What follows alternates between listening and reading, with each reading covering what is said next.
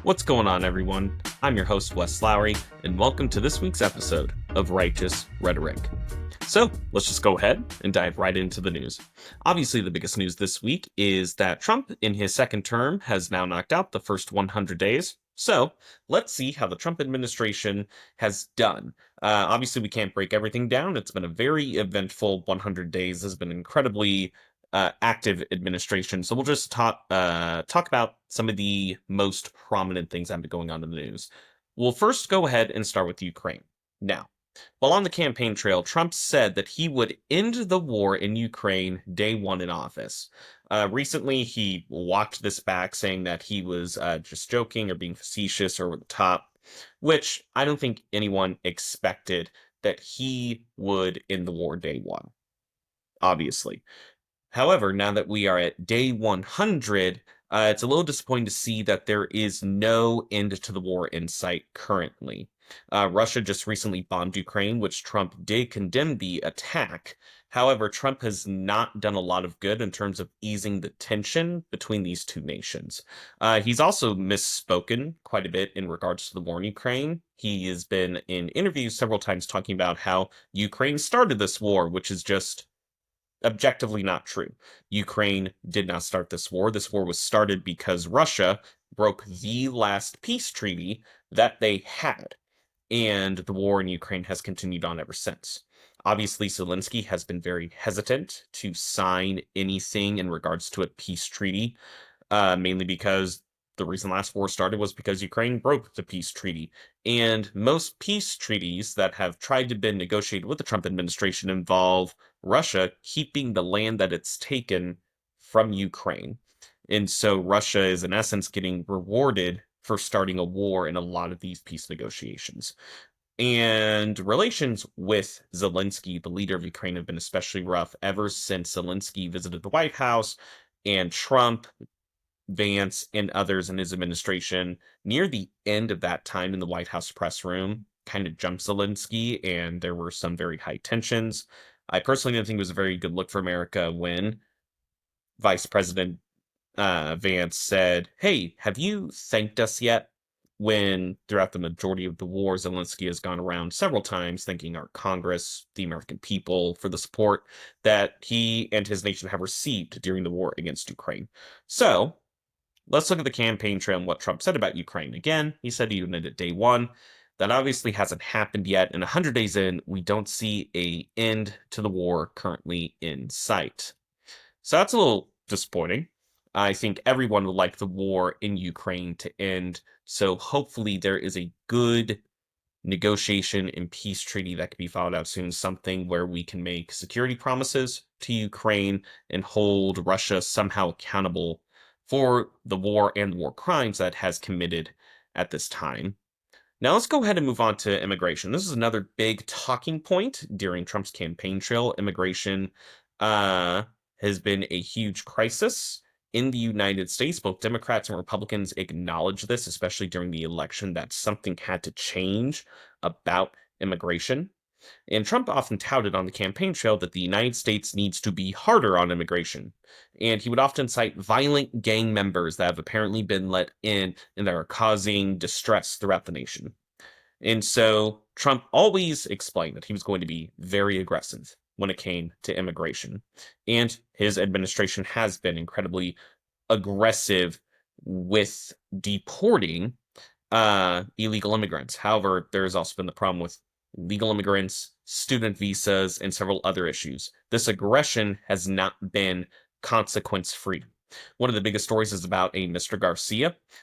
He was someone who came here about 11 years ago and was fleeing El Salvador.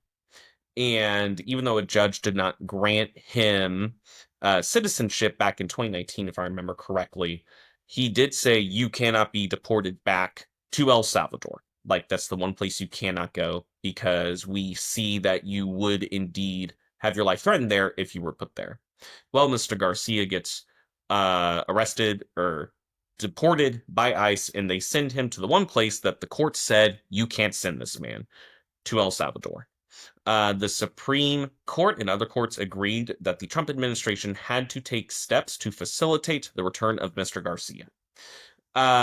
The problem here is that the Trump administration so far appears to have ignored what the courts ordered to be done, and they have doubled down on attacking the character of Mr. Garcia rather than trying to facilitate his return.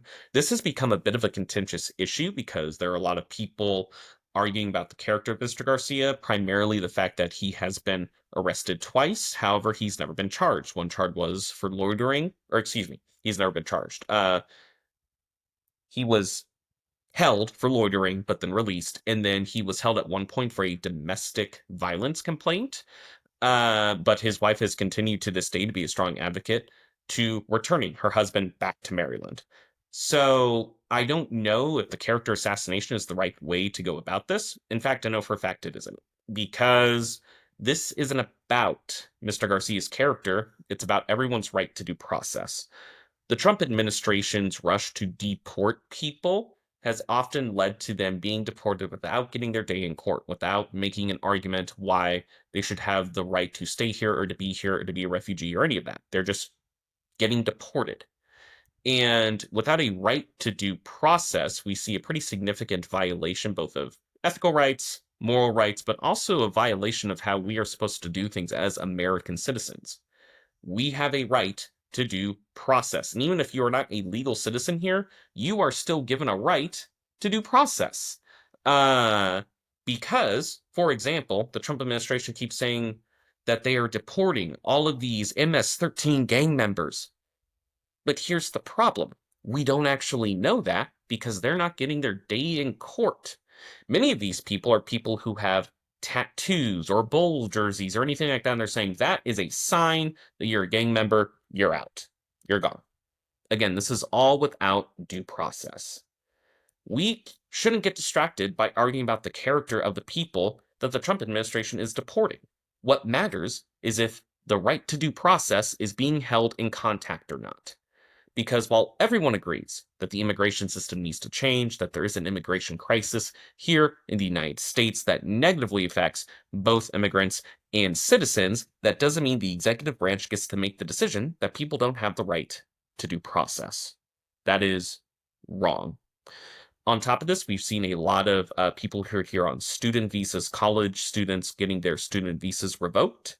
One of the biggest problems with this is American innovation is often encouraged by students who come overseas to get diplomas here in the United States and then work here in the US. And they contribute to how successful we are in manufacturing and science and very important fields that have helped keep America in the lead or ahead in the world economy in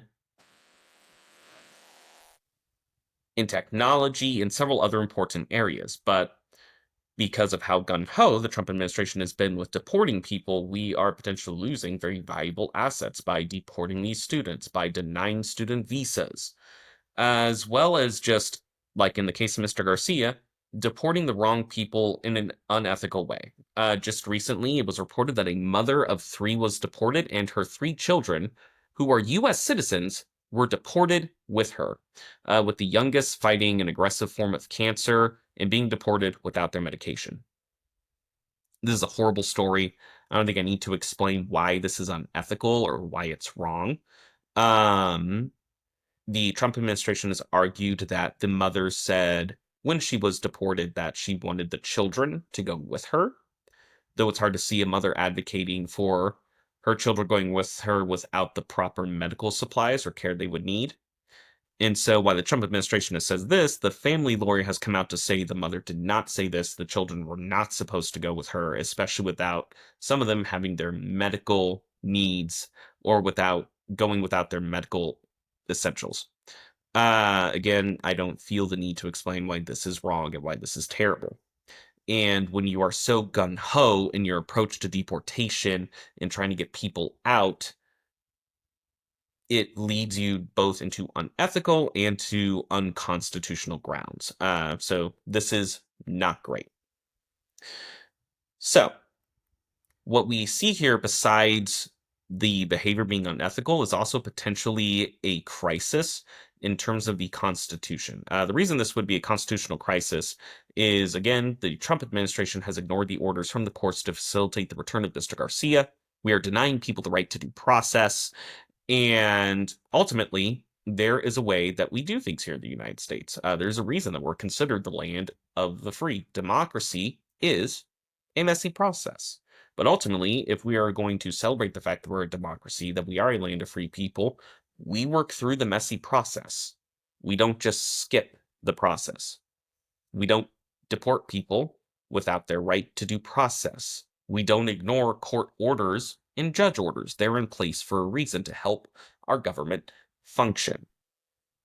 People have a right to due process, and you don't just decide that they're criminals without that right to due process. It's a slippery slope to just finding reasons to deport people that you don't like. And that is too much power and far too slippery a slope for anyone who has any authority or is currently in charge.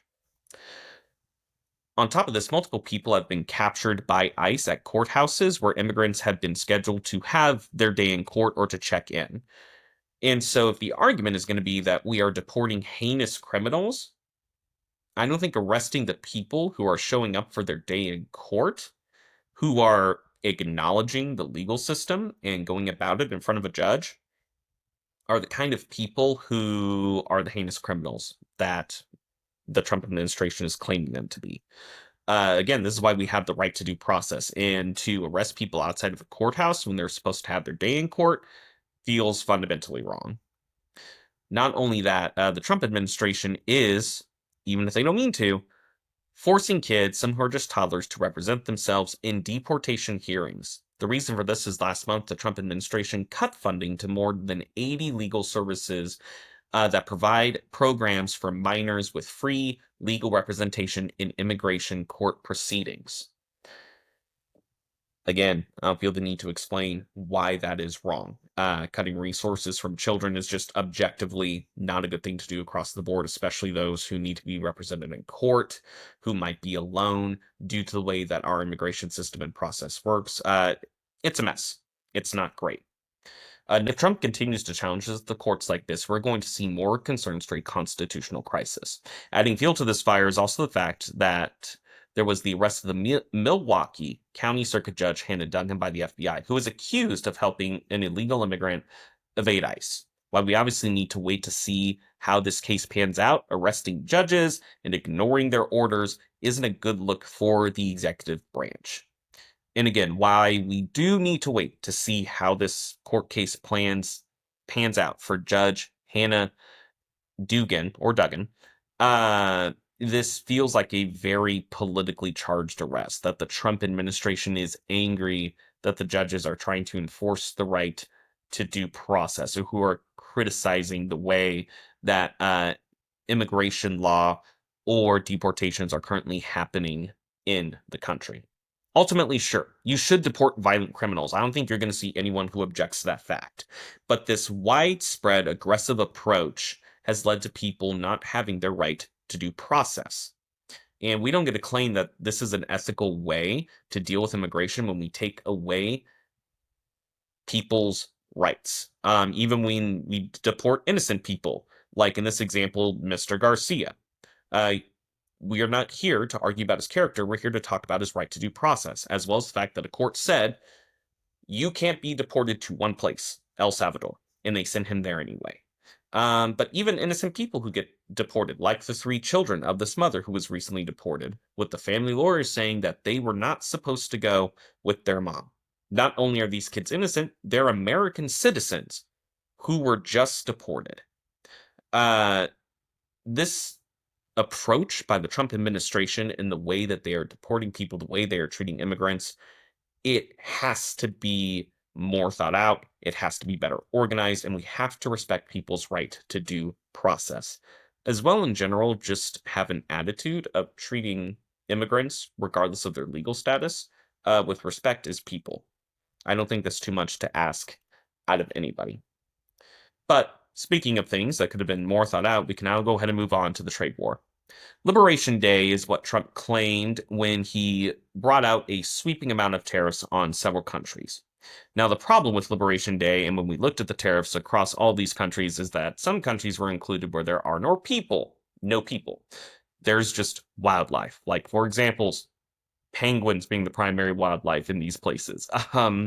Now, why this is funny, and it might just seem like a silly mistake, it does show us something about the way that Trump has approached these tariffs and the trade war. And that it appears to be that these original sweep of tariffs and the trade war haven't been very well thought out. And so, if we're going to put our economy potentially in a very stressful situation, there needs to be a solid game plan. There needs to be an end goal.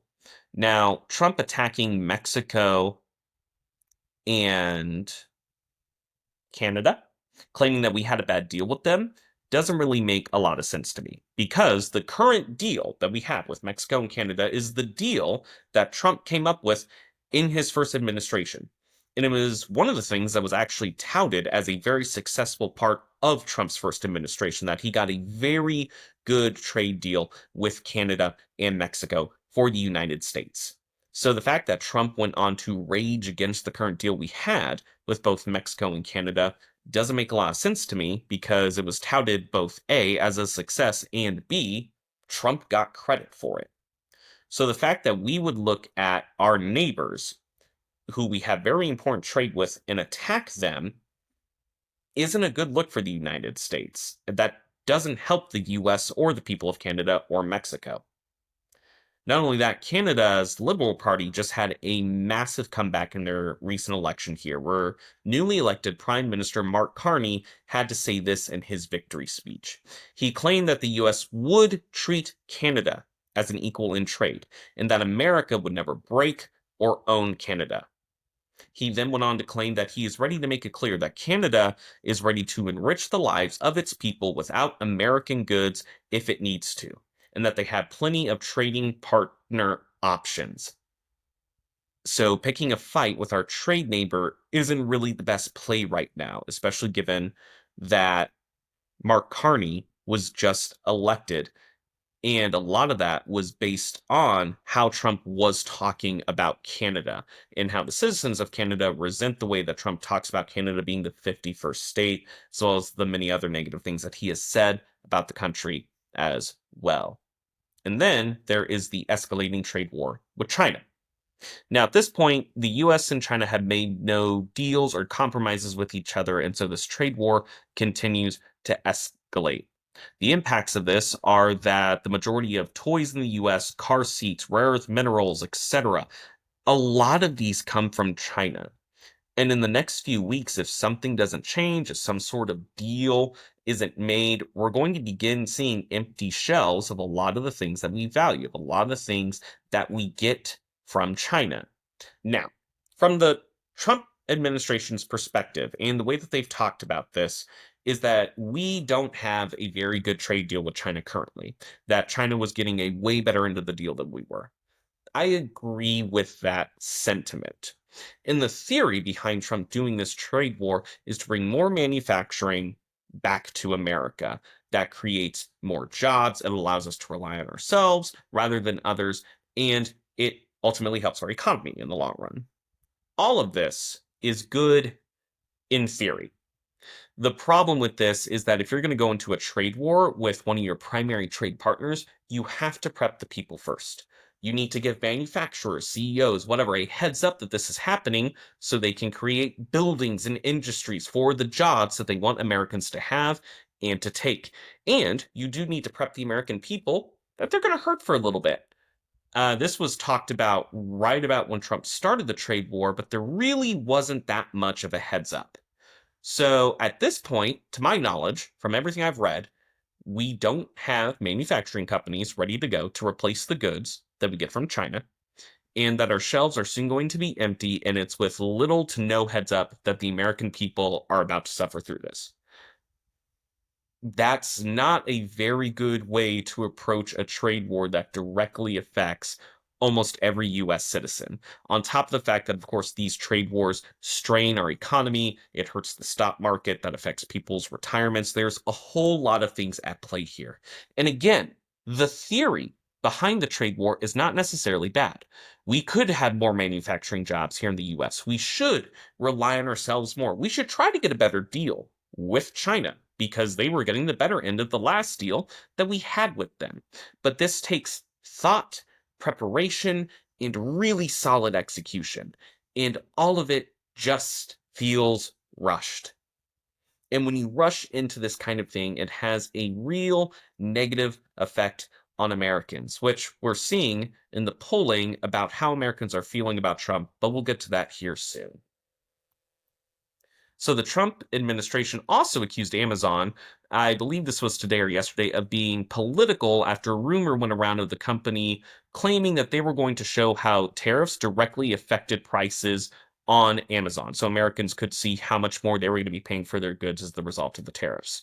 The White House press secretary Lovett directly attacked the company for this, claiming that it was political and wrong of them to do this. But Jeff Bezos, the CEO, of Amazon came out and said that it wasn't true, that Amazon was going to be doing that, which very shortly afterwards, Trump came out and called him a nice guy, a good guy.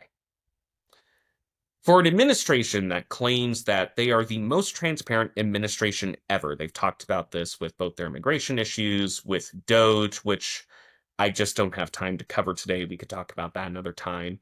And as well as in a situation like this, that they are just being completely honest and transparent and telling Americans everything. But that feels a little bit hypocritical when you tell a company that they can't overtly show Americans how prices are going to increase or affect them based directly off of what you are doing in a trade war to the economy. That's not very transparent, and Americans should be able to see and react and respond to that however they want. That's part of transparency. So, let's wrap this up a little bit. While plenty has happened in the Trump administration, and I've only just scratched the surface as to what has gone on in these first 100 days, let's just ask a question. Can we say that Trump has fulfilled his campaign promises? Well, let's go back to the top with Ukraine. Obviously, it didn't happen day one, but at 100 days in and no end to the war in sight, I think it's fair to say that this is a pretty significant ball drop. Let's move on to immigration. Trump has been just as aggressive on immigration as he said he would be. There is no shock there. We are seeing Trump do what he said he would do. However, when the Supreme Court tells you that you have to facilitate the return of a man you wrongly deported, when you deport children, when you target student and student visas, when all of these stories are coming out about how cruel, unethical, and rushed the process is to deport people, I don't think you can call it a success. So, is Trump going very heavy handed on immigration? And is it one of the administration's priorities to deport people? Yes, that is technically a campaign promise fulfilled. But I wouldn't call it a successful one, especially when we're looking at a constitutional crisis of ignoring a judge's orders and denying people the right to due process. And then we have the trade war. Again, the theory here is that American manufacturing gets a boom, and that we rely on ourselves instead of other nations to get the goods we need. It's more manufacturing jobs for Americans, it helps improve the economy, all which are great in theory. But we are not really seeing the fruits of that yet, and I don't think we're going to see the fruits of that soon, if ever, potentially. You have to prep for this kind of things. Manufacturers, CEO, business leaders, they weren't given a heads up to start building places or investing in manufacturing to give Americans these jobs. The administration, by everything I have seen, just hasn't prepped for a trade war. And so it's pretty hard to argue that this self inflicted economic wound is going to have a positive effect on Americans. I hope I'm wrong, but we're going to have to see how this plays out. But ever since Liberation Day, I don't know very many Americans who feel as though they've been financially liberated. So, the Trump administration has made any significant progress in ending the Ukrainian war. The immigration enforcement and policy has led to several constitutional and ethical concerns, including abusing the executive branch's power, the right to due process, and ignoring the courts. As well as our economy has taken a hit after hit with the trade war, with our closest trade allies angrier at us than they have ever been. It's not the best start after 100 days. And all of this comes on the heels of Trump's lowest approval ratings ever.